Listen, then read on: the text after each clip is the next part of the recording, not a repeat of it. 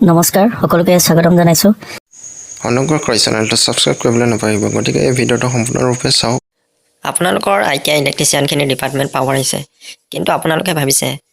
power বুলি আহিছে আৰু ইয়াৰ বাদে একো অহা নাই ক'ত পোষ্টিং হ'ব কি কথা সেয়া ভালদৰে জানিবলৈ পোৱা নাই গতিকে আপোনালোকক মই দেখুৱাবলৈ বিচাৰিছোঁ ক'ত আপোনালোকৰ পোষ্টিং হ'ব পাৰে গতিকে আপোনালোকে এই ভিডিঅ'টো সম্পূৰ্ণৰূপে চাব আৰু ছাবস্ক্ৰাইব কৰিবলৈ নাপাহৰিব ইয়াত আপোনালোকে দেখিবলৈ পাইছে যে power electricity mines and minerals ইয়াত আপোনালোকক দেখুৱাইছে যে Assam electricity grid corporation limited Assam electricity regulatory commission